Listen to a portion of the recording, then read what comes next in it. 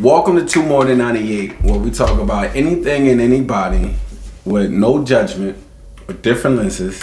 About what should and can be done or said. What's going on, everybody? I'm your host, Fly Ra, Young Fly Ra today. You know, I'm your host, Ajax. and of course, our honorary guest, Mrs. Ajax. She's really a part of the show. I don't know why we doing this. Like, it doesn't. Listen, it's the crew, alright? This is the crew. We call that the home team. 100%, right? The home team. Mrs. Ajax. Mrs. Ajax. Right. For the record. Also, welcome to season 2. 2021. You know, 2020 was a crazy year, but it was bittersweet, I should say, for me. Because bitter of all of, a lot of people lost their lives because of the pandemic. Right. And you feel kind of restricted, but sweet because I think some of the restrictions was necessary. It made you go back into your chamber. It still is. It made you go back into your chambers. Right. And for many different reasons, I think the divorce rate went down. And we all said, well, because I actually really thought the reason why the divorce rate was down because you couldn't. The courts and everything was closed for many months, right? But then come to find out, it was just I think, what's the name of that? The Best magazine or Best something magazine? Would it be having all of those psychologist people? And there's different psychological magazines. But they were saying actually it brought a lot more people saying it brought them closer back together, and they was forced to deal with the issues that they was having in their relationship. That makes sense. And I was like, good, like that's a good thing. Yeah. So, and it made you appreciate some of the things, the little freedoms that you didn't appreciate or just thought you took for granted. You took for granted 100%. But the number one thing for me is black businesses has been rising. Yeah. That is for me. Black people getting it. And you know what? It's just another way of showing, again, no matter what situation black people are in, as long as they put their minds to work or together, right? That's right. They'll push through whatever the situation is. That's a fact. By the way, Black History Month. Black 100%. Yeah. I that's bittersweet for me. You know what? I think it's yeah, you're right. It is bittersweet. I think it was. I don't want to say it was needed because over 400,000 people lost their lives, obviously. But I do think that it really helped people slow down. 100%. I think in the American culture, because I think a lot of different cultures do the slowdown. They do the slowdown, but I think a culture based, a lot of root in capitalism. That's right. You're always on. And I'm just going to speak from my perspective, being a working mom, you do have sometimes a lot of working mom's guilt where you're I don't spend enough time. And so you're always on as a mom. You're always on. You're like this. Okay, this weekend, this is what we're doing. We're going to do this with the kids. We're going to do this with the kids. We're going to do, because you want your children to kind of experience having that quality time with their parents. And so you're always on. And so what happened was that, and for me, by the way, January, it started happening, where they're this is what's happening in Italy. This is what's happening in China, right? Right. And my brother Richard was go to Costco, rack up. I don't know what Richard be watching, but this is before the people started panicking. That's right. Richard was listen, go here, buy this, X, Y, and Z. This is before people panic. And I was cool. So I went, I bought mad stuff. I bought mad rice. I bought mad stuff. And he's stock up. That's right. To 6 months. Yeah, this is more. But me, I was still on that. This will pass. This is not gonna be a big deal. This is something that will be contained in Europe, right?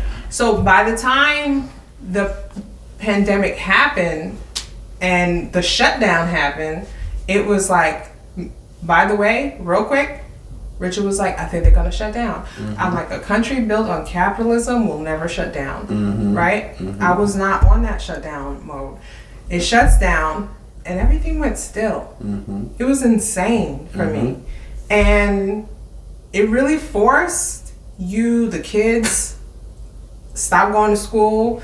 You became a full-on teacher, mom. Everything. It was really insane. Gene was going back and forth to the city, so it's like he's still going to the city every day, and I'm here, right? And I'm just like, this is crazy. But it was good. It was unreal. It was unreal, and you kind of hated it for a little bit, especially like Easter and all of that. Like, if you come from a big family, you're used to like big family celebrations. It was like you resented it, but in retrospect, and everybody's in retrospect, everybody's a genius. That's what they say. Like, I feel like it was like a little moment where you just needed to slow down, and you literally slowed down. There was nothing happening. I think that my bad. You wanted to say No. To speak. We, she brought up Richard, which was a dope thing, because for me, I was never surprised. Your brother will tell you, I always, in the nation, we are taught to stock for 6 months. 3 All the time? All the time, because we already, if you ever read the book Fall of America, what's going on right now is in the middle of the book. What's that? 100%. And I used to, me and Rich, you will go on talk about it all the time, and I'll be like, Rich, did you this is before the pandemic happened. Did you I was coming back from Savior's Day, right? So this February, I was coming back from Savior's Day weekend. What's that? Every year, the Nation of Islam have a Savior's Day weekend where so many different black people from around the world. Doesn't matter your school of thought. We all just come. It's black love. All the black entrepreneurs, inventors, tech people. Christians, Muslims. It doesn't matter. Like all black people. But you have to be black. Yeah, it's a black thing. It's really a black thing. But other people at the function, people, no matter, everybody is welcome. But it's really a black thing. Really. So people fly in from around the world, all over America. People, it like for Savior's Day weekend, and that's kind of like our quote unquote Christmas, where we give gifts to our family and people. Oh, and wow, stuff, the whole 9 yards, what is right? it called? Savior's Day. Savior's Day? Savior's Day is February 26th. Savior. Yeah, Savior's Day, right? Okay. So, but anyway, when I came back, I'm like, bro, did you start going full? Like, trust me, I'm already on the west side. I said, all right, it's cool. Like, it's so when you say you don't know what he be watching, I was like, damn, nigga, what did you watch? I said, because I'm so used to, when I was telling everybody was just brushing it off. Right. But Rich was on point when I was saying. He was definitely on point. Everybody was just brushing it off. I'm like, yo, bro, this is the... Even though I really did feel at the time that I'm like, it will be okay. And, for, whatever. I'm like, it's going to be all right. But, because he was like, it's that mentality. I'd rather have it and not need it than need it and not have it. That's right. And so I'm like, okay, what will happen if I go and stock up? Yeah. Right? If nothing happens, we don't shut down. Eventually, I'll use it. Well, you should. We do it. We have these little kits or a list that we have, right? That we tell every member, you need to stock up on these things. Put them in the sisters are taught how to store foods in mason jars and stuff like, and the whole 9 yards, how to seal it. They had the compressor to seal the mason jars. Right. The food is good up to 6 months, and then normally they would start eating off that. So if you are rotate your water every 6 months, obviously because water's supposed to be running through, but you can get distilled water and let it sit for 6 months, right? And then that's when you start drinking it, and then while restocking up and on you're food. Restocking just keep restocking at the same time, so it keeps you in the position of of having, right? So like you say, you rather be overprotected than underprotected because you never we take it for we take it for granted that we just think that we're gonna wake up, Walmart gonna be there. You just think you're gonna wake up and BJ's just gonna be there. Right. When they said like 25 Sam Clubs closed down. When a Sam's Club closed down, that is something is wrong, right? You got to think about the food. Remember when? Why did they close down? They ran out of supplies. Oh, okay. No. Oh. This is Sam's Club was closing down before the pandemic. That's the thing. When the Sam's Club closed down, that is a major thing. Like that's not something taken for granted. That's the economy is falling, but you not really paying attention to it because why? Could you still go back to like they have so many ways of keeping you docile that you're not really paying attention to what's actually really going on. But those who's paying attention, they like, damn, I'm saying, if a McDonald's closed, bro, they make a McDonald's. I remember when I was a kid, because I worked at McDonald's, my first legal job, right? They make 5 McDonald's a day around the world. Okay. 5, and they try to make a McDonald's in 1 mile within each other. They try to build a McDonald's 1 mile within each other, right? If a McDonald's closed, everybody goes to McDonald's. And I'm not saying when I say everybody, you know what I mean, as in they make a lot of money, right? If they close down, that's something to really think about. I'm telling you, yo, it's serious. But my thing is, a KFC cool, a Wendy's cool, but a McDonald's. But here's my thing though.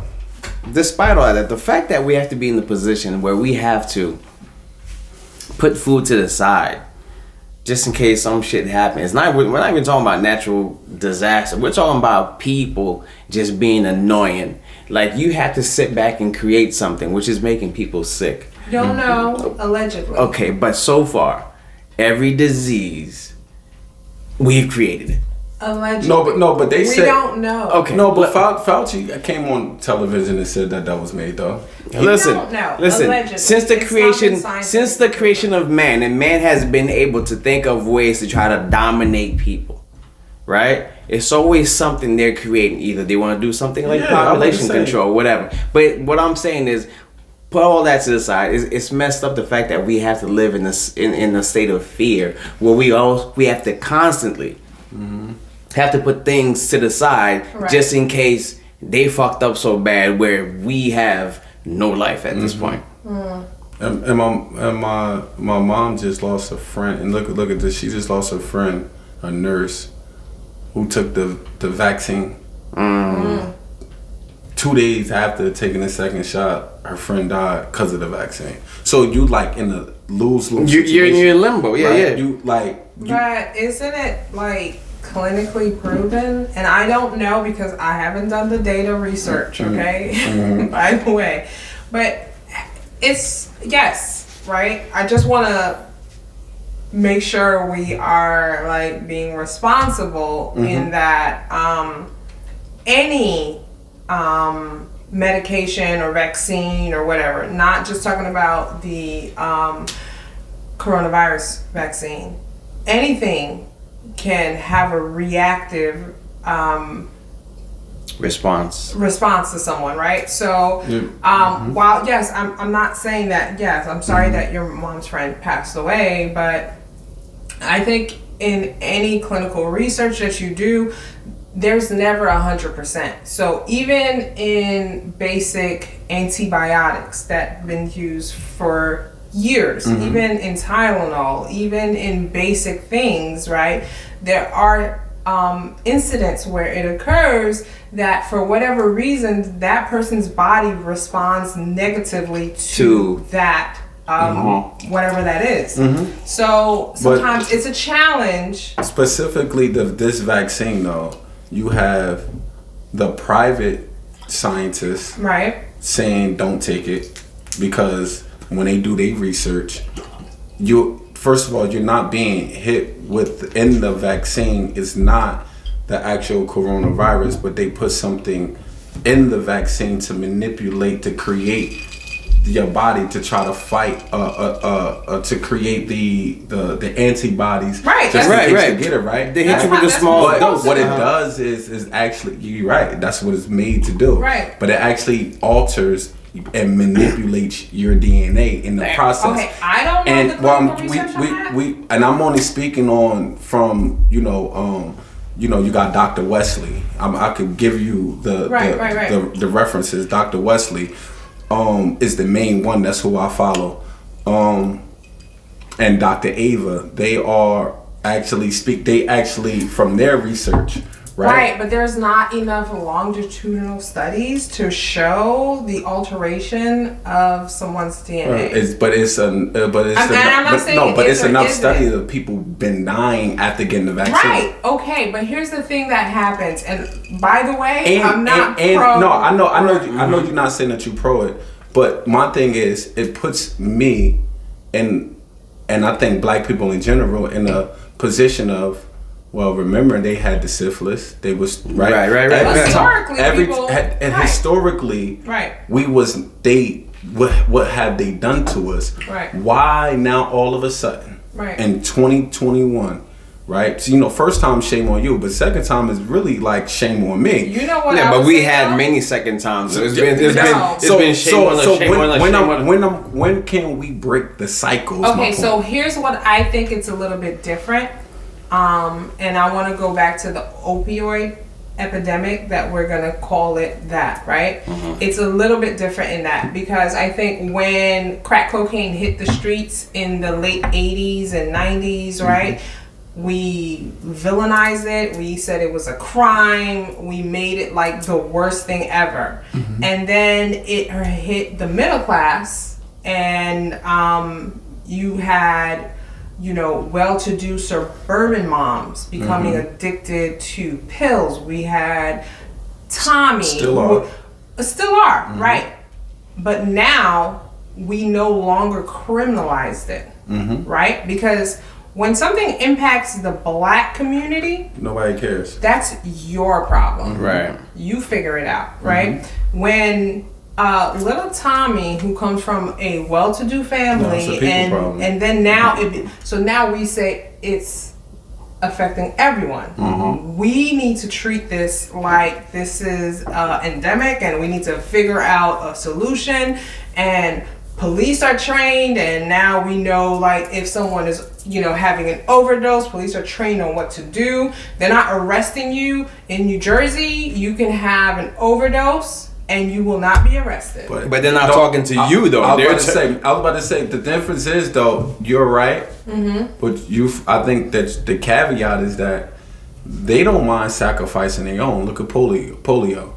When they did the polio, the vaccines for the polio, they was killing white people.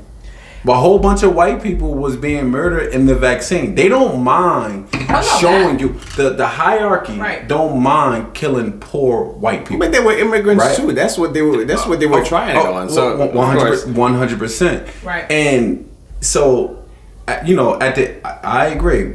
Once it started affecting their babies, now it become a people thing. But what happens is this: they just start shifting things directly to our neighborhood. So like what happens, like for instance, when heavy metal came out, right? And this was when Bill Clinton was in office, and they start doing when they children was like eating bats and getting high off the 4-9 cleaners and the whole 9 yards.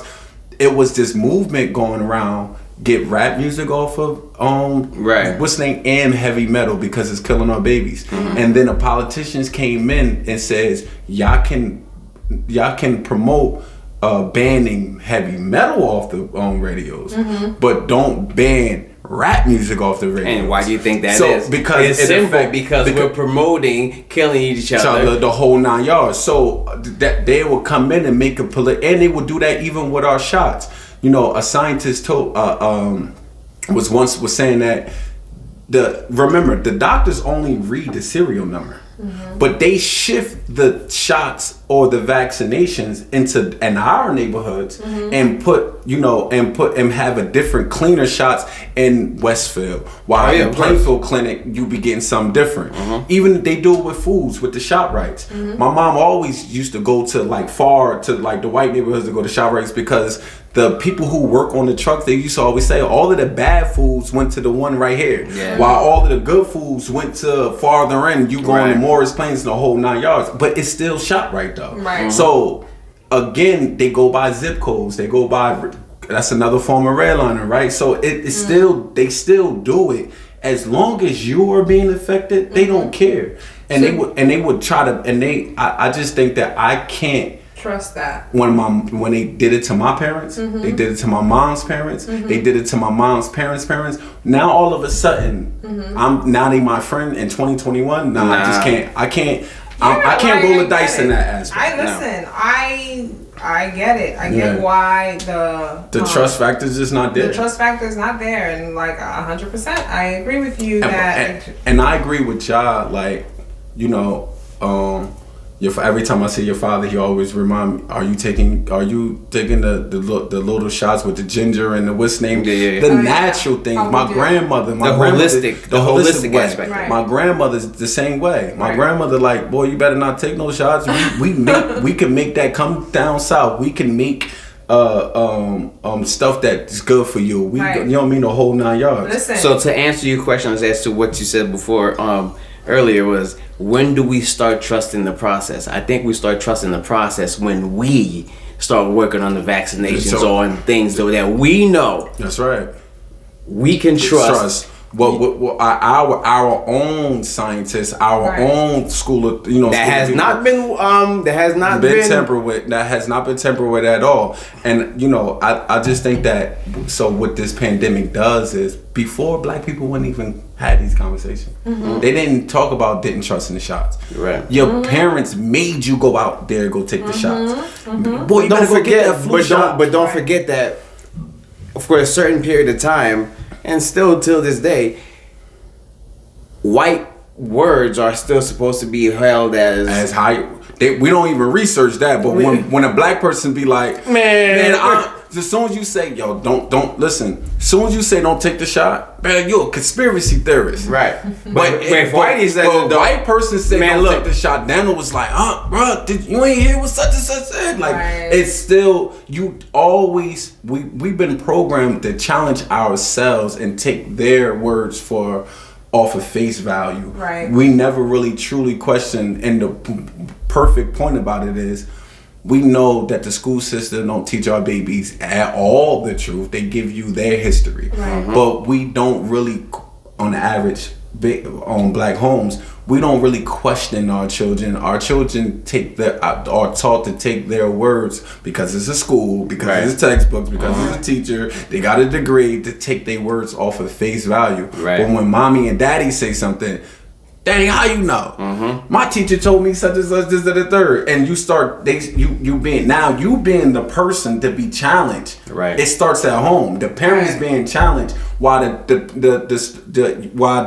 your children never challenge or question the teacher. It's opposite. And we'd be like, well, you don't supposed to challenge the teacher. No. And if they did challenge the teacher, and if they did challenge the teacher, we would hear about it, because now your child's being problematic. Problematic is that this is the game. I find that insane.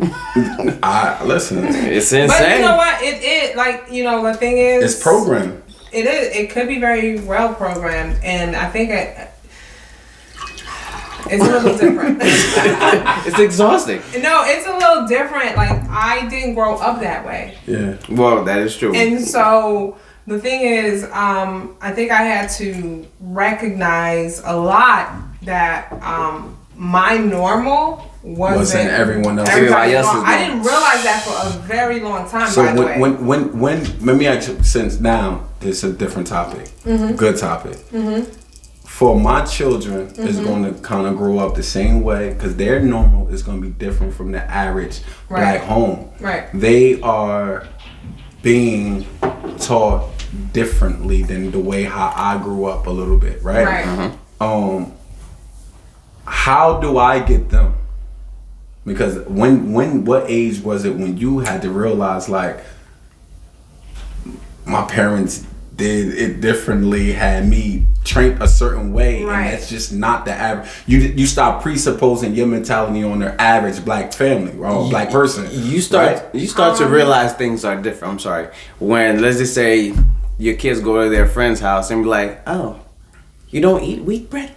You know, it'll be little things.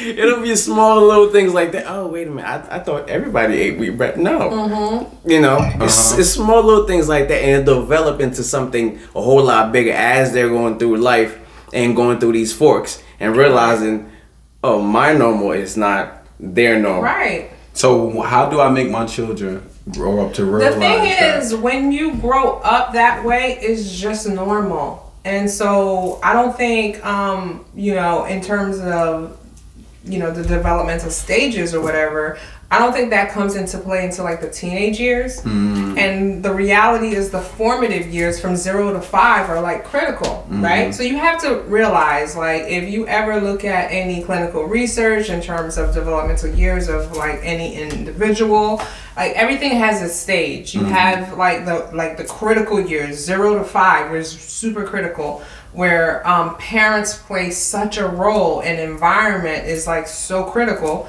And then you have the questioning, and you have, so by the time you get to the teenage years, right, where the kids aren't around you, right, because like really your daughter is 7, 6, 8, they're around you. So when some person comes in and says, and we've had that where, like, you know, I think it was Tristan was like probably like maybe 4, and somebody said, duh, duh, I was like, no, we don't do that. Do not do that. And so, you know, we're very vocal. Like, that's how we just grew up. Like, don't do that, you know, around my kid. That's right.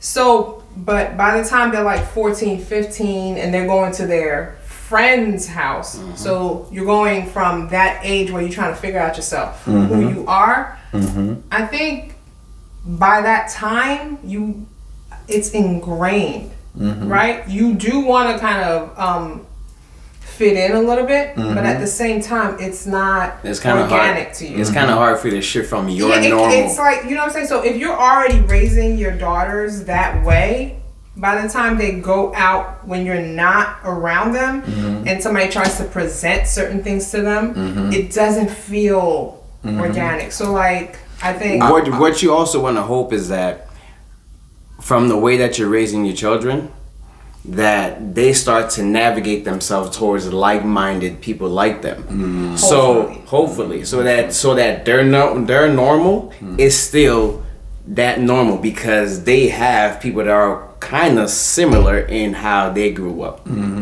But if they completely veer off, yeah, because they like go through that rebel because stage. I'm about to say, the being a rebel. Yeah, they go through that stage. Right. It's naturally like, I look at it. I'm trying to figure out like their process is going to be opposite for me. So for me, I had to learn to adapt. My mom traveled a lot, so that made me understand or be able to adapt to people who grew up differently than I did. Okay. Right. Like that. So, but their transition is different. Like, it's gonna be the opposite. So I'm coming from the hood. They ain't never been in the hood. They don't know nothing about the hood. So I'm going from the hood to adapting to be more civilized, I should say, right?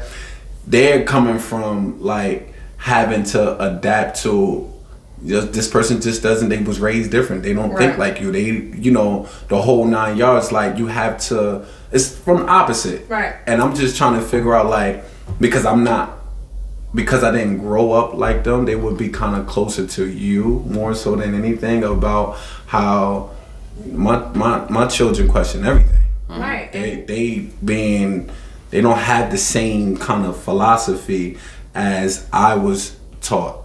Right. You know what I'm saying? Yeah. So they don't know. They think that their life is just, everybody live like this. And that's what I'm saying. Like, but that's what happens when you grow up that way. You just believe that's how everybody grows up. And I'm gonna be real with you.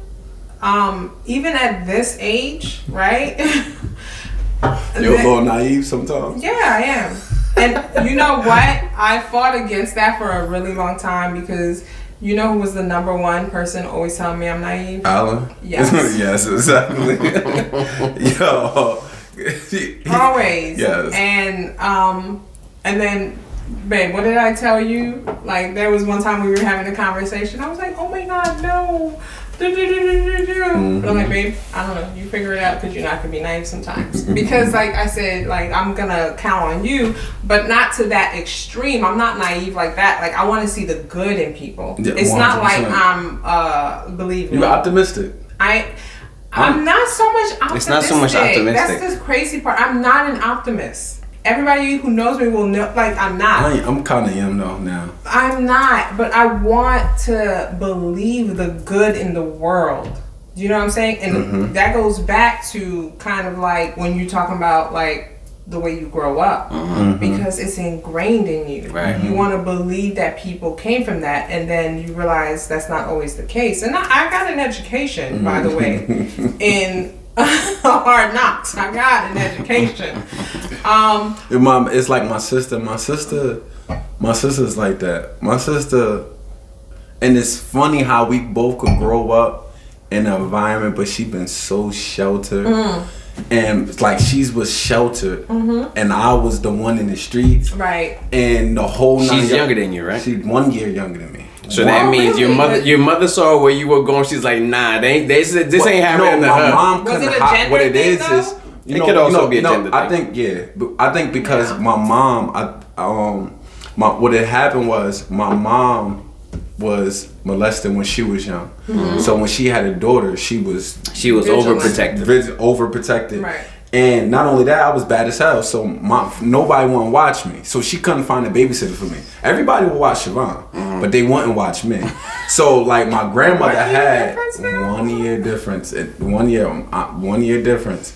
So she had me when she was 15 going on 14 going on 15. She had my sister at 16 when she was 16. 16 years. Yeah, 16. So but my sister just still naive to certain things, but same way, she just always see the good, and I'm always trying to bring it about like, Siobhan, that's just not how it works. Like, yes, I am always trying to see the good. We're taught in the nation, never think low of your brother or sister. Right. Never think low. Right. Because in them, remember, you might see them actions be something different, but that's learned behavior. They essence, the true, their nature isn't that. They just act in the so they have the capability of doing, of course, of being better. But at the end of the day, sometimes you catch it. Listen, you seen. It's easy for us to judge a person. We see that might went into the store and stole the 50-cent some chips. Right. We're like, oh, he a thief. But don't know that he didn't eat for like 2 days. 2-3 days. Or, sometimes you might see a kid acting crazy, but mom is always at work. He don't have supervision. So it's easy for us just to jump in. And it's not making no excuses or for their actions. However, there is a reason why someone is doing something. No, I 100% agree with you about that reason. And I think that's what I struggle with in terms of like, the person has a reason for that, and especially breaking it down. You can break it down, but this is where this is my struggle. That if you do something, I could break down the behavior, right? I can. But if you do something that harms me and harms my family, regardless of the origin of what happened, you still harmed me. Right. Like if you shot me, and I gave this analogy the other day, like if you shoot me, but your intention wasn't to hurt me, I'm still shot. That's right. So that's, you see what I'm saying? 100%. That's the struggle that there is, that when you try to be like, and that's what I struggle with, because especially with my background, I like try to pathologize everybody's behavior, right? It's all good to do that because it's abstract. But when it comes to me personally, like if you infiltrate my space, right? And something happens to anyone in my circle, that stops right there. 100%. Where my understanding gets and I'm bad with that. Like I could take a lot. Like if you do something to me, I'm good. Like I'm very, and I'm saying like I'm very forgiving in that point. Yeah, but when if you mess with my family or my friends, I'm overprotected. Like somebody could say something to me, and I whatever. Yeah. But if I heard you say something like we were all walking into, what? Right. Like the whole, I'm ready to turn all the way up. Right. Yeah. For me, I just like he don't even know, and really, I'm really, I be on go on that one, right? Right. So to the point, like sometimes when I'm out with yo, bro, you just relax. I'm like, bro, yeah, I'm paying attention to everything. I know. Right? So like it's just you could be like you're like vigilant. 100%. But for me, I'm good. Like whatever. Right. Like I could really take a lot. I just don't. I'm very overprotective of friends and family. Right. That I think if you harm a friend or a family, it's not that I wouldn't forgive you, but you would never ever be. I wouldn't. You ain't gonna never probably really like my energy anytime I come around you. I'm not even gonna sit there and hold you. No. And it just is what it is. Like I'm like I just said that I could. I usually don't let people. You're very forgiving? I'm not forgiving. I just don't give you that chance for me to be forgiving towards you, where I just like walk away from your nonsense. Yeah, to a degree, but I think like maybe that's why we balance each other out. Like Gene is very like black and white. He doesn't give. There's not a lot. There's no gray area. There's not a lot of. No, gray. There's not. A little bit of gray, but there's not a lot of gray area when it comes to him. Like, you know what I mean? Me, I live a lot in gray. I don't think you live a lot in gray. I do. No most pun of the time. intended to the gray that she has on right now, but she with the hearts. With the hearts. With the hearts for Valentine's Day. That's what I'm saying. Like you see what you mean when you say in terms of like you're very forgiving. When it comes to everybody and everything, I'm like real chill. I'm like, look, dude, I could be so forgiving. Like I have one hard limit, just one. That's my friends and my family, and that's it. Like to me, like I'm really a chill person. I don't trip too much. Like I could take whatever, but I feel like when it comes to my family and when it comes to my friends, it's a hard limit for me. But there is no gray. Gene is very black and white. Like he can shut down and be like, cool. and because I'm like that, I've learned that could be used against me as a weakness. So like lately, as I've been getting old, as I'm getting older, mature, I'm mindful that people try to move me off my square, and it will be real hard to move him off my square. So if they know like I'm a protector, that naturally they might purposely mess if I want to ever be set up or something. You ever watch Godfather? Yeah. Remember, so Sonny was hot-headed, right? He protected his family. He loved his sister. Right. And what happened? How did he get set up? Yeah. Because the setup was old boy beat on his sister. So he's gonna come in. He's coming, and that's how he got set up. So sometimes me knowing that, but that's a lesson. That's a good lesson to learn. Right. Me knowing that, you think things through. Right. Don't just move off of being. Nonetheless. No. Oh, things gonna happen. Nonetheless, believe me, you don't want that song. Yeah. One thing's gonna happen. However, you just can't be hot-headed. But there's a difference because you could be protective and not be hot-headed. That is true. 100%. Like that's the thing. People think. No, I used to be hot-headed though. I had to like my sister, bruh. Listen. I had people already knew this is Don't this do is it. not even that. Don't do it. This is not even. But I had to learn to back up because I was Right. overprotected, and my sister would not tell me things. So my mom gave me game and was like, "Listen, the more you can be protective, but you could be protective. However, you want to. Sometimes when your sister tell you something, don't react. Don't be reactive. Don't react. Right, Sometimes it's some things that It's kind of hard not to no, react. but it's some things that she done told me But still, that the it fact that was she told broiling inside. I was like, oh my god, I don't want to hear this. Like really, like you lost what? Yo, bro, but for us to have that relationship, for her to tell me It something, takes a lot of, yeah. you know what I'm saying? It takes a lot of trust. It takes a lot of love. It takes a lot of trust. Bruh, I just was like, what? Like, huh? But the fact that she can come to you Yeah. and tell you these things, believe me, it's priceless. Shout out to Black Love. Like, You know? that's the only way that can happen. Yo, for real. And when y'all see this black hearts, man, for black love, for real, that's my motto. Y'all see, that's the motto. Yeah, I see you That's, on the live. that's the reason why I do all the black hearts. But I mean, like a heart it's red because of blood. No, all but it's have for red black blood. love, sis. Black heart for the love.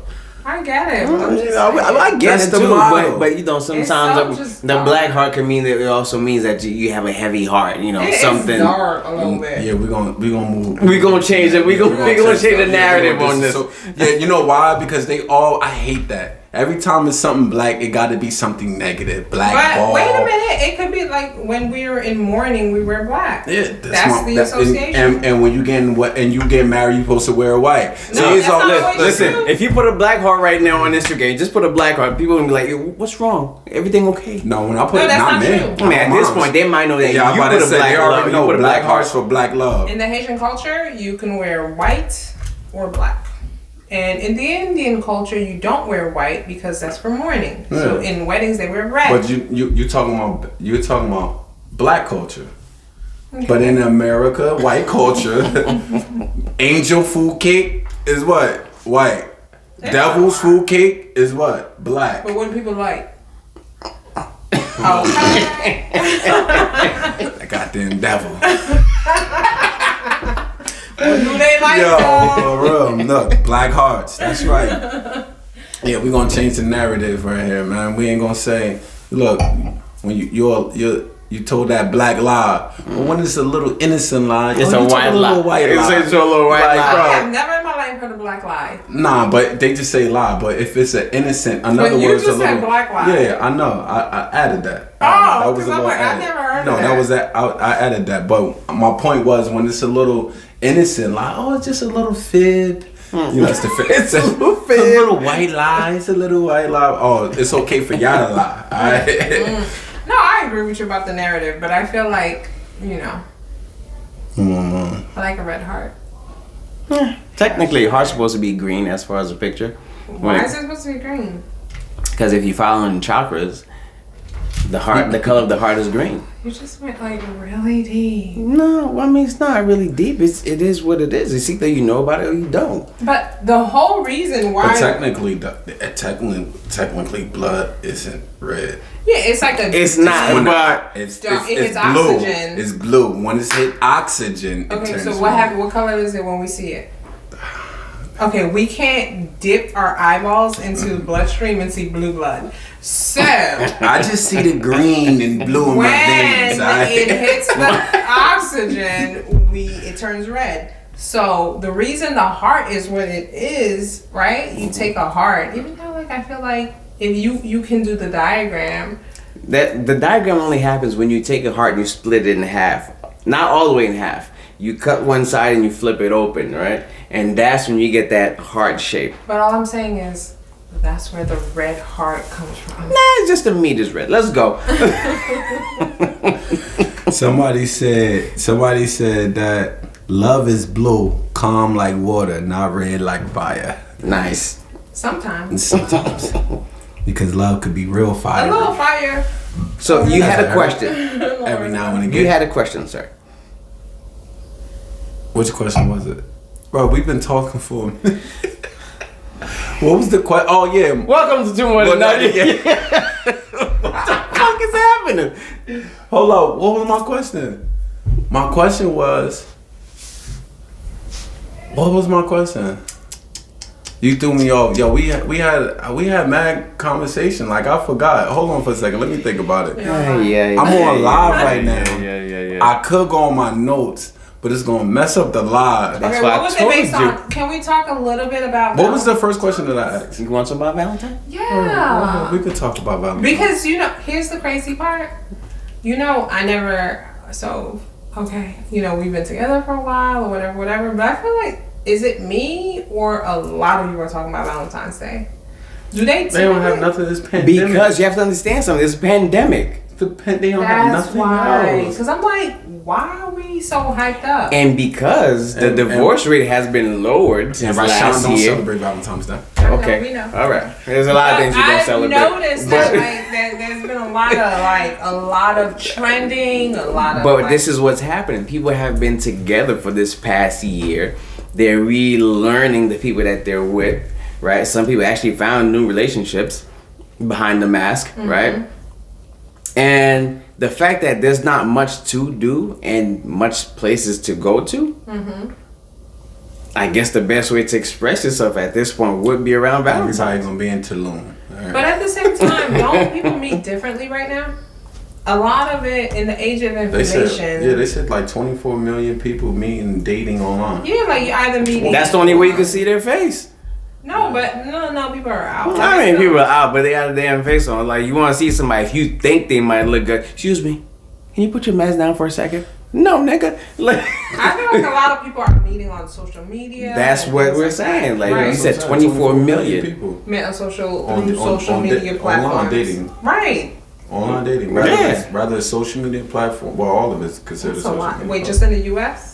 I just seen the number 24 million I'm people like, that's a dating. lot. I think that's just probably the U.S. I think. I mean, it doesn't Because really 24 matter. million ain't big for the world. 24 No, it's million. No, it's not. It But gotta be- 24 million is still 24 Yeah, million. Yeah, you gotta keep it in perspective. And we're talking about 24 million people that matched. Wait, right? they matched? I don't know. That They- are going out or actually Or talking. they're seeking. Nah, I think the numbers No, are bigger. I think that like people who 24 they saying 24 million people is dating online. Okay, see, dating. So that's okay, that's so 24 that's people million who actually people, matching with 24 million couples. Couples. So now imagine the other million of people that are trying to still find somebody. Right. We don't know what that number is, Yeah. but it's a whole lot more than that. Are people Because putting too much pressure? I'm that person. I'm not in the 24 million. Are you not? I'm not in the 24 million because I Okay. haven't. First of all, I'm not even dating online. That's Well, first nobody said that you were though. No, I think It you feels just. nice to be sought after. So after it feels nice. I understand when a woman says, a little attention here and there. Yo, Wait.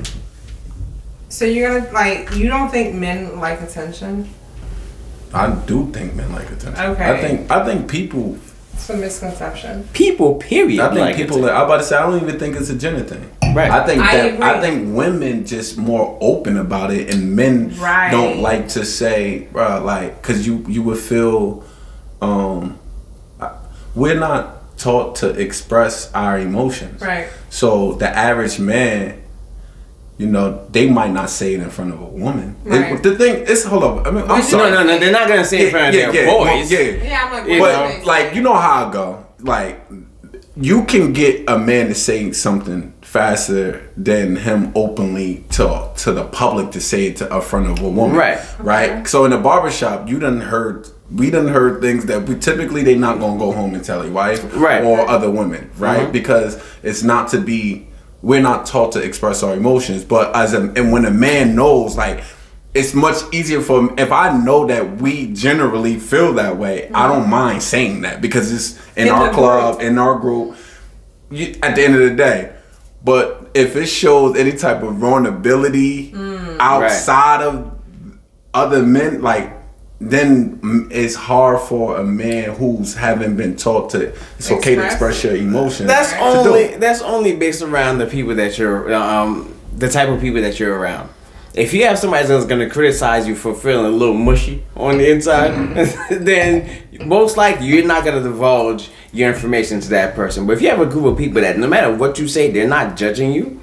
You are who you are, and then we all understand because we've all been there. No, then we all. But I think you still have to. We still might point the finger. We might still point the finger a little bit. We be like, bro, you styling right now. They be like, no, I'm not. All right, what? Come, you can say it later. And once everybody leaves, like, yo, dog, I feel you, you know. No, I think men still have to deal with like masculine roles and like kind of growing up. Yeah. Like, but here's the thing, though. Here's the thing. It's cool to say that maybe you grew up in an environment where it was maybe encouraged, right? That's fine, but that's just your household. You still have to live outside of your household. You still got to live in this world. Mm-hmm. So even if you were encouraged to express yourself to a degree, you're not going to go out into the world and be like, hey guys in the barbershop. You're not shouting on top of your lungs. You know how you're feeling. I appreciate the fact that when you cut my hair, that you're not gonna do that. So you're gonna learn to accumulate real quick. I don't know. That's a misconception. Men are gonna come and be very verbal. Men are, and I've seen this. We in the barbershop. In the barbershop is the home for black men. I'm telling you, like, it's okay to be. The barbershop is I think it's a vulnerability spot. And they don't have to worry about other dudes clowning them. No. Because listen, everybody has a common thing. I was about to say. You're a man going through some things. And you're looking for answers. No, not going through something. No, not like that.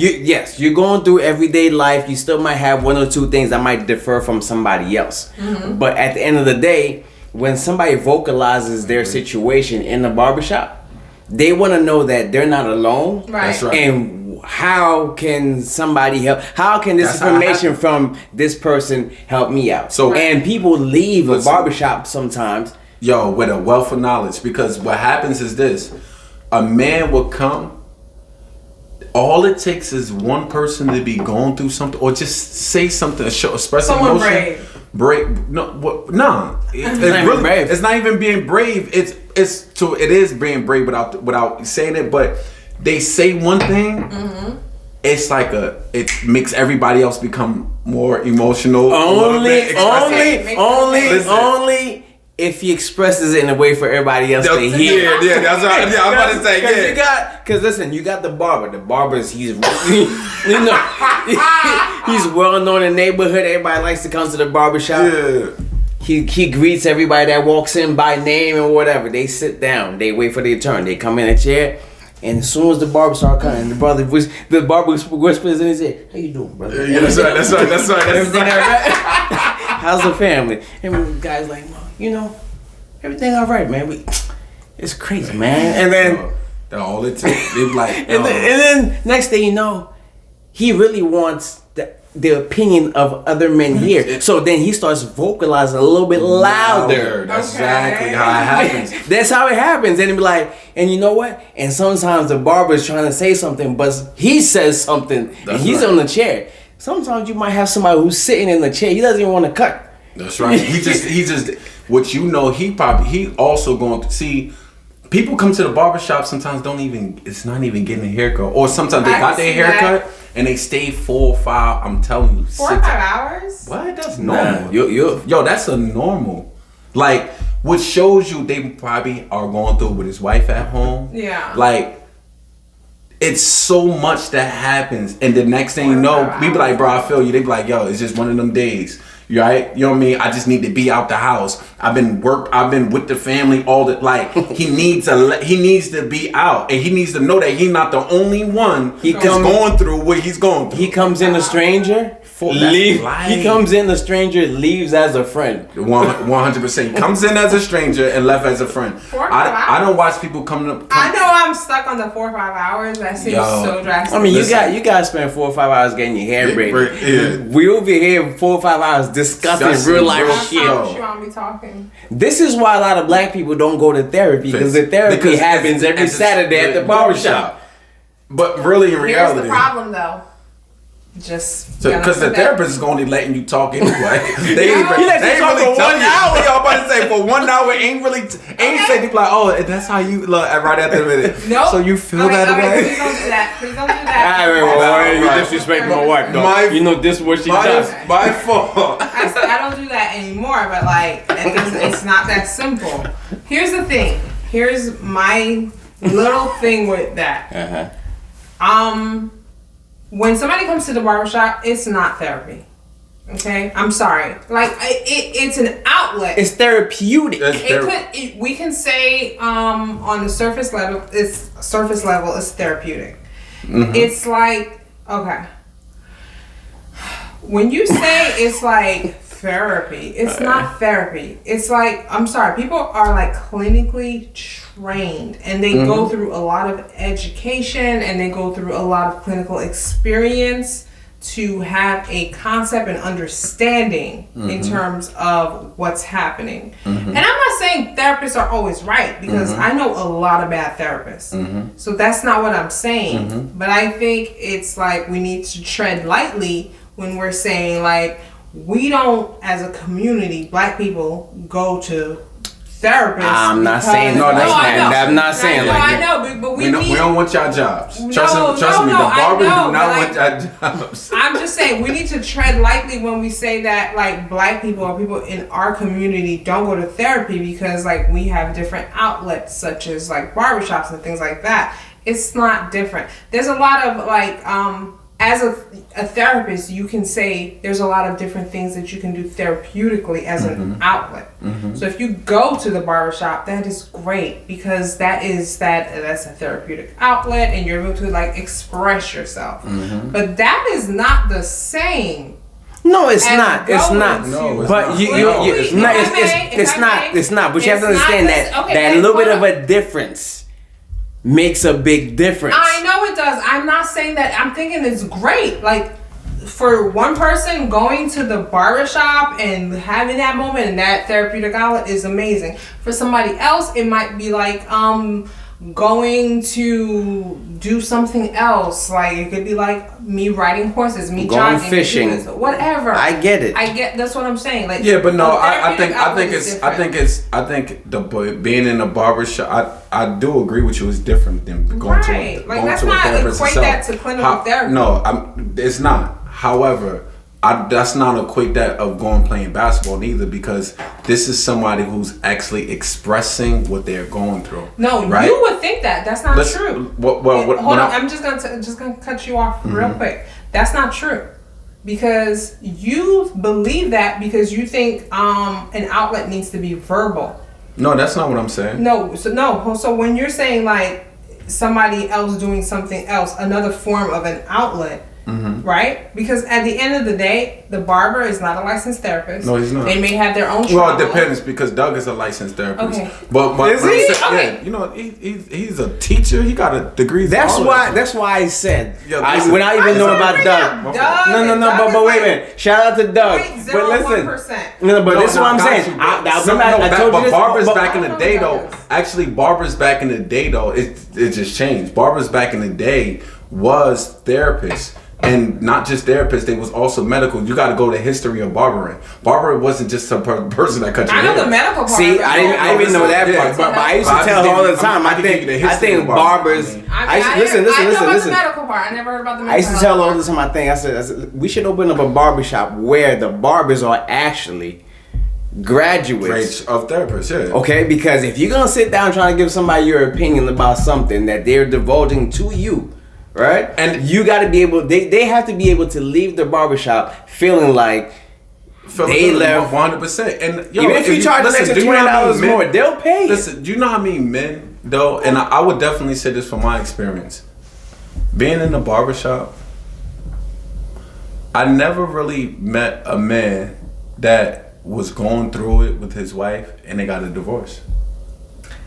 Are you saying that you would be able to stop that? No, not the bar. It's that's a blanket. Listen, no. What I'm saying, listen, no. I'm talking about from my experience. From your that's why I said. That's why I started off. And the reason why I say that is a lot of times, I think the reason why like people get to a point where they think that they going through something and don't no one understand or what's the name. But like when you start to see like, bruh.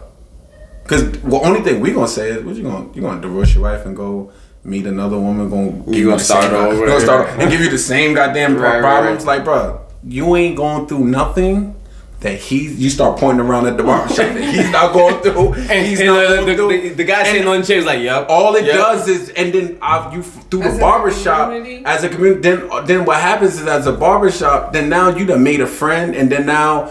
Y'all sharing y'all little stories together. Now you introducing your wife to his, like it grows, right? So then now at the end of the day, it's just, I'm not saying that everybody that comes, then I'm just saying from the married people that I have met through the years in the barbershop, and I'm still obviously I'm in contact. They still my clients.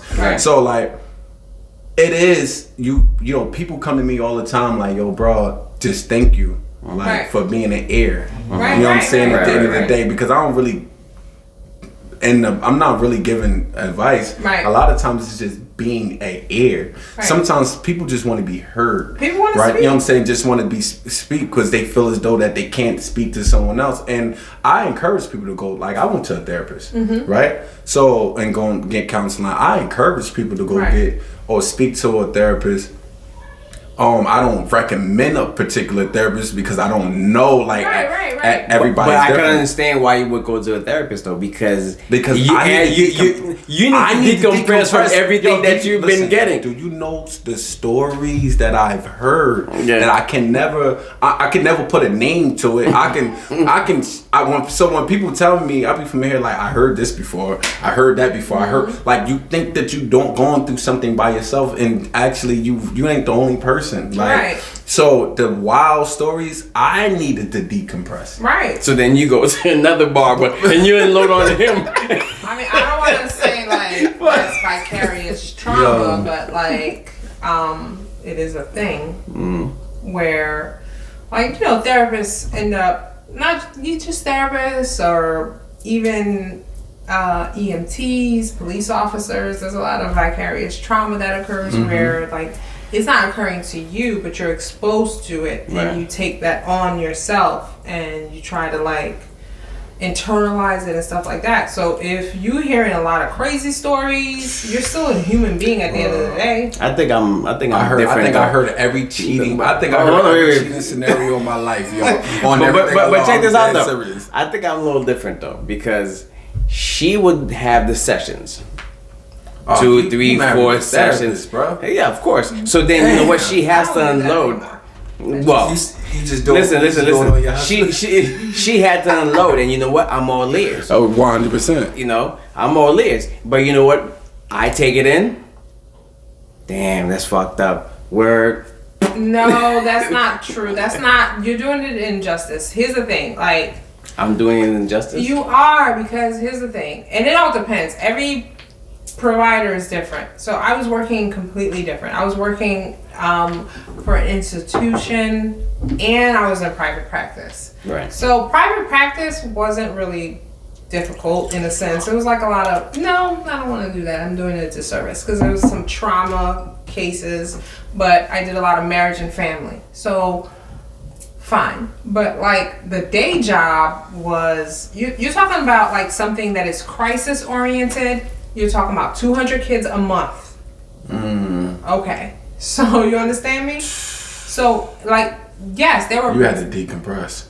Yes, but like even then, I'm like, I want to give you. It's like when you're dealing with the raw and the disgustingness, right? And you're trying to process it. By the time I give it to you, it's not the same. Like I give you the nuts and bolts, like without releasing any PHI, by the way. Yeah, that has never happened. Without releasing any PHI. That's right. Like just saying like, oh my, it was a challenging day today, whatever. I'm not giving you all the details. I'm not unloading, but I'm letting you know like it was a challenging day. Yeah, but then I go into question like what happened, and you go into hard. some details. But you know what? When you did go into details, it was still helping you. Yeah, like because you need to decompress. Like I don't want to. When you going through, out of 200 kids a month, you're going to have so many children that go through so many challenging experiences. And you don't want to go into details. And I don't because it's like, you know why you don't want to go into details? Because it's so hard on you. You have to relive. And you're like, and I'm for me, I'm like an empath. I'm an empath. Like I just absorb it. Everything. Oh, that's why, like legit, like I was like I had to take a moment. Like I'm an empath. Like I absorb it, and so I'm gonna be protective of him, of that, because I don't want to feed that to him. But at the same time, like we used to have something that we used to say a lot in private practice, where a lot of individuals had like a lot of like trauma and a lot of problems and a lot of stuff, and they held it. And like I would say, is it okay if you give it to me? Like this is something I say, if you can give it to me, let me hold it here for you, like in this space, like in my therapy room, in my therapy session. Would you mind if you give me what you're holding, and I'll hold it here safe for you, and when we come back next time, we'll come back. Right? And I know it's like some people are like, what does bitch mean? Like, you know what I mean? Like you think it means nothing, but when spiritually you're asking them to unload and be free for a moment. And like people would be like, bitch, take it. Like, you know what I mean? So I'm not gonna do that. In like 200 kids a month, I was there for like 100 years. I'm not gonna give you everything, every day. But there would be times where, like, it would be like... I heard so many people they hearing the same stories, like hearing like these traumas that they become numb because they don't want to, they taking some things in that they have to, become so, like they end up, the same stories over and over again, you become kind of numb. Yeah, and I don't like that. Yeah, and because even that's not normal. Because it's protective. It's 100%. You have so here's the thing, like you have to protect yourself, and I don't like it, but I understand why people did it. I understand why at a certain time. You know who you find that a lot of people, they used to call them DIFES, but now they're DCP&P. Yeah. Oh yeah, dumb. That's what when Fran used to come, because she used to be driving them around like the children, right? And to take them to the appointments and stuff like that, bro, like the stories, right? It'd be crazy, like it'd be crazy. But the funny thing about it is hearing the stories. I used to was so numb to it, right? Because I grew up around it. So like the perception is low. I'm like, all right, like. I that's another reason why I'm glad I went to a therapist, because I knew I shouldn't have been so normal to hearing, right? Girls, little boys and girls being raped from a step parent or an uncle or something like that. Right. I shouldn't be numb to hearing. That's not appropriate and normal. That's just not normal. I shouldn't be numb to it, or like even death. Hearing somebody, like, all right, like you just it's nothing. Right. Like you become so not realizing you got PTSD, right? Because the traumas is just so. The brain is trying to protect normalize you it and to protect you. Really, in reality, that seeing a therapist, it was like, wow, like I needed not that I didn't have empathy, right? Because it's just that I wanted to I looked at it as a distraction. Like when I'm hearing something like that, it's gonna knock me off my course. Like I need to stay focused on what I need to stay focused on. Right. So I'm just like, all right, we all gonna die. Like I had to use that in that aspect. That's protective. Like, yeah. So 100%. Right. So after seeing the therapist and then hearing. You know what made me really show feelings again of it, like express my feelings? Mm-hmm. Well, my mom finally told me, like, that she was molested when she was a child, right? So it brings you back to so normalcy. It brought me back to, like... It humanized it. So now all of these stories that I'm hearing from, like, I'm like, every female that I'm running into has been damn near been molested when they was a child by an uncle or a step parent or whatever, the whole 9 yards. And now I'm understanding, and every time I'm back to having like tears in my eyes when I'm hearing these stories, because now it's like it taps into your humanity. Yeah, 100%. And it also reminds you of your mom. I think that's the humanity. That's what it is. Right. Yeah. And that's the thing. That's the challenge that people have with empathy. Mm-hmm. When it's someone else, it's a very abstract thought. Mm-hmm. When you like, somebody's getting shot, somebody's getting killed, somebody's getting molested, somebody's getting hurt, or whatever. Like, there's that famous line in that movie. Was it Paid in Full? Niggas get shot every day. Right. For real, like we like the culture a lot, and because you around a lot of just trauma and issues, you disassociate it from yourself. And trying to be balanced, because in my mind I do know I think that the world is preparing the generation even younger to be more accepting to bigger trauma. No, I wouldn't even say. I think that something major is about to happen, and because something major is about to happen, right? We are preparing for that, and our children is now growing up with a mindset of not that they're not empathetic, is to be able to take whatever is about to come. So, like for instance, like me. I'm growing up, my friends dying, 13, 14, getting shot, we bringing guns to school, the whole 9 yards. That was the mentality at a 13-year-old, right? So now, like, I'm like kind of like a soldier. Like a soldier has to stay focused on the task at hand, because a partner get shot. If I reach down the whole, like, bro, you're right, I'm going now. Right. So it's kind of like that. You gotta keep moving forward. Moving forward, and when this is all over, then I can decompress later. Like that's how, like, the mindset it is. And even my little brother, like, he didn't grow up in that aspect. However, I can see how, like, he didn't even he don't have that reality. Right. But he's kind of like, it's kind of like it's not that he don't have empathy, but it's kind of like he's prepared, or he's in I don't give a fuck mode. Yeah, already. And I'm like, yo, I understand how I got in that mode, because it's been normalized for me.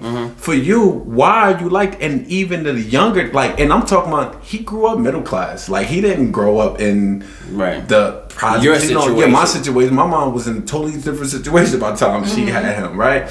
And even like I'm going around into a lot of suburban children, like, I'm not even talking to her. I'm just talking about suburban children. Right. Like, they kind of have that prepared. Like, that's why I really think something major is about to happen. I think it's this culture, though. Man, maybe. I don't think it's like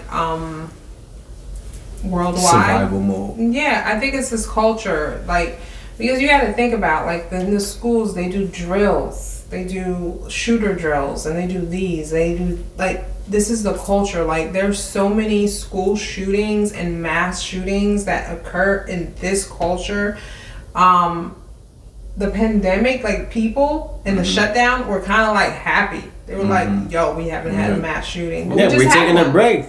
But we just had one this week where the guy came into the clinic and started shooting people, right? Because things are starting to lift a little bit. So what happens when things are starting to lift a little bit? You have your first, mass shooting that happened. That happened last week. And also social media. Right. So what I'm saying is, I think it's this culture where it's that intense. I don't think it's like normalized in other cultures where it's like, here we are always ready. We're trying to prepare.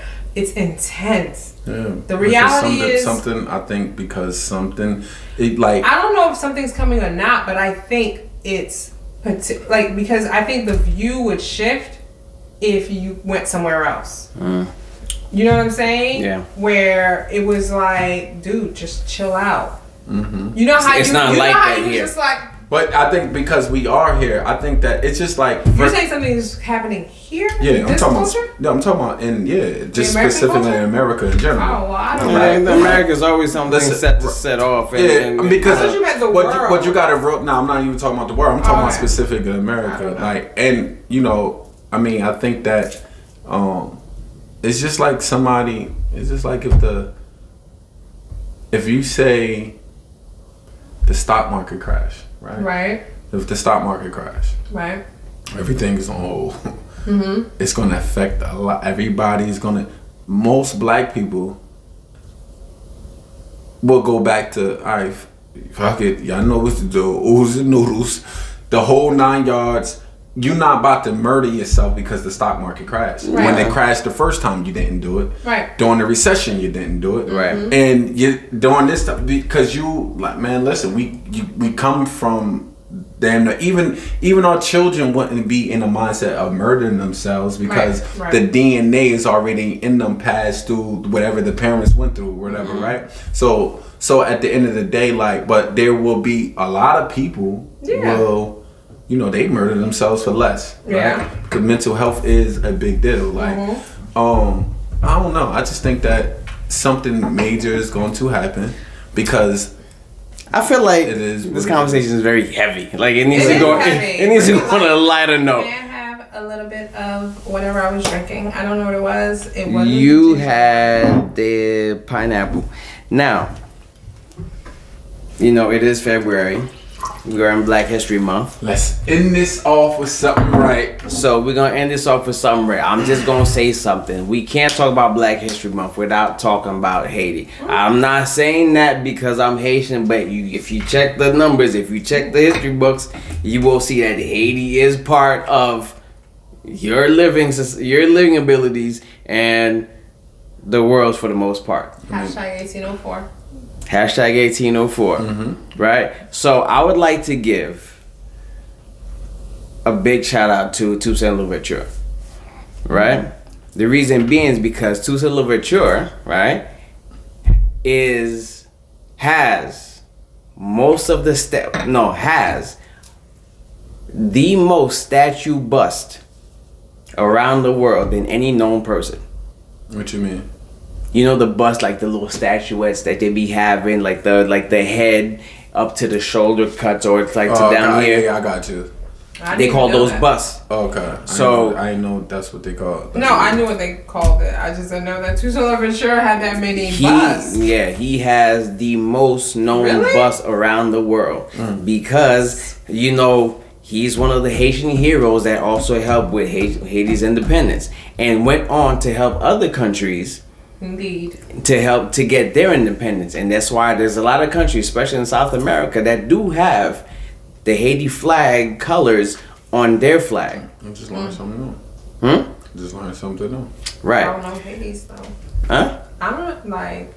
Okay, go ahead. But with that being said, a lot of countries have recognized him as a hero. Whether it's the ones that he helped, the ones that recognize his contribution to people's countries' independences, right? So, since we're talking about Haiti, I would also like to present this drink. Good segue. Good segue. It's really good though. You're hitting hard with it. So, can we talk about like how it tastes really natural? So we have somebody who decided to sponsor the show. Thank you, by the way. The drink is called boisson, right? Which is basically a Creole term for drink, alcoholic drink, right? So she sent me 3 of these. This one's called Port-au-Prince, which is pineapple, passion fruit, and rum. They're all alcoholic. That's what I'm drinking. This one is Haiti, IT chili, which is called, Darling Haiti, pretty much. Mango, ginger, and lime. And we have Sinful, CYNFUL, which is guava and lime. Right?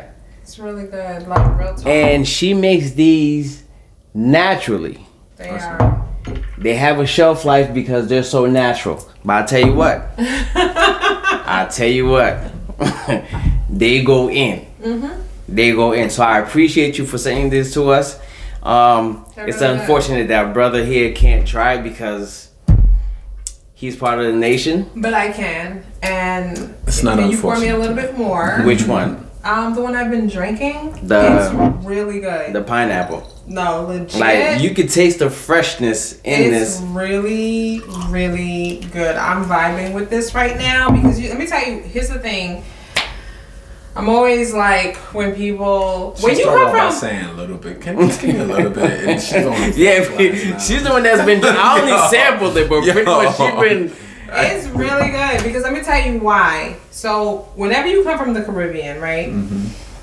Guava, grenadine, pineapple, all the passion fruit, all of the tropical fruits, right? Like you know what they taste like. Yeah. And here's the thing, and then when you taste it really processed, it feels unnatural to you. Right. But this right here, can I tell you? It might have a shelf life. It might. I don't know, but it actually is really good. Well, listen. First of all, if you get this little bottle right here, right.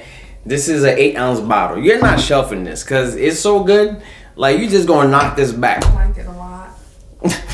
you do like it. I know. I'm just slurping I'll tell you what though. While we were doing this, and I had a shot of the mango ginger lime, it gave me a kick. Does it? I don't like ginger per se, but like I love me some ginger. And listen, she has a couple more. I don't have the list with me, unfortunately, but. You could go to Instagram and she has Boisson by Emily. It's really good.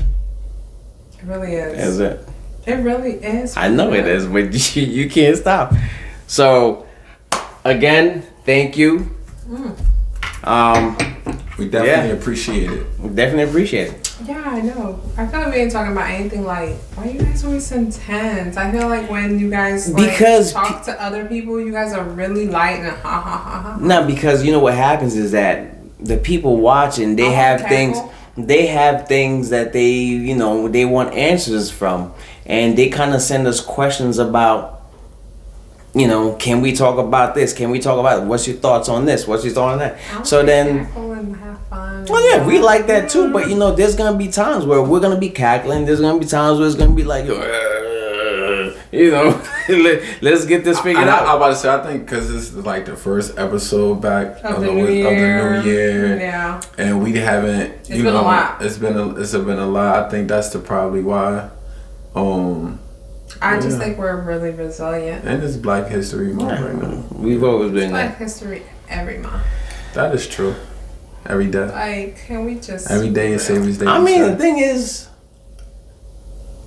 white people tend to be mad at black people for just being existing, right? Let's not generalize. No, we're not generalizing. The ones that no. Don't generalize. But what I'm saying is that what they also don't tell you in the history books is that the basic things that help you live your life was created by a black person. No, everything that's in here actually, you can everything that's in here is invented by a black person. You start off with the comb, you know what I'm saying? No, the speaker, the traffic light that stops you from actually crashing into somebody else. The glass. Everything is in here is like that you can really see in here. I mean, I think it's undisputed that you're awesome. You know what? I think the next time I'm just gonna come with a list of, we're gonna call them minor accomplishments, but they're really the ones that are actually helping us on a day-to-day. That's a fact. But anyway, listen, it's been a pleasure as usual. Been a pleasure. Again, thank you for watching. This is season 2. This is my co-host. Episode 1. I'm your co-host. Season 2, episode 1. Season 2, episode 1. Okay. What's your name, sir? It's Fly Ride, guys. Y'all already know what it is. I'm your host, Ajax, and of course, our lovely Marie. Oh, the shit. Oh, now it's Marie. Mrs. Ajax. When You know the what? liquor hit the system. Ain't no telling. The Port-au-Prince hit her. I mean, my name is Marie. Yes, Miss Ajax. She been sipping on the Mrs. Port-au-Prince. Ajax. Mrs. Ajax. Nice.